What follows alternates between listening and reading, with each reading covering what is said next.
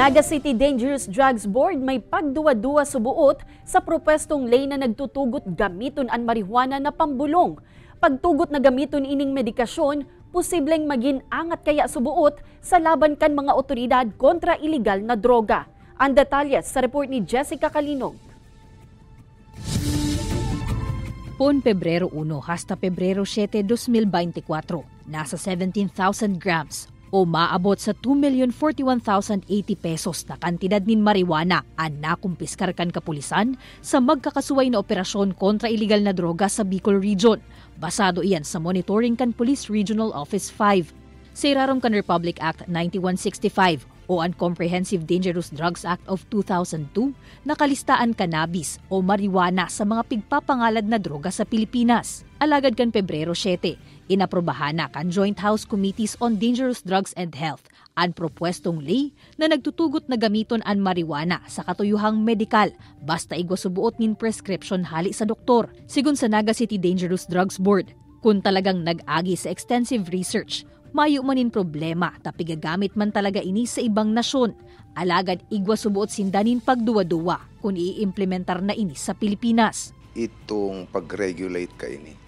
Kasi aram mo mambagit ang mga Pilipino masyadong mapamaraan. Baka maabuso ang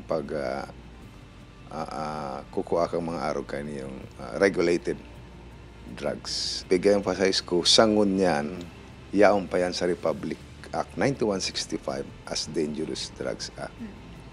So never ka mo mag-assume o maghuna na legalize na. Nahihiling man kan opisina ang posibleng angat na darahon kaini sa laban kontra iligal na droga. Urog nata sa Naga City, marijuana ang haros pirmi subuot na didiskubring pigagamit sa mga secondary school sigun kay importante. Maginan pirang criminology students as in future law enforcers. Nagtutubod na maaapektaran kaini ang mga espuwerso sa dagos ng pagpuho kan iligal na aktibidad sa nasyon.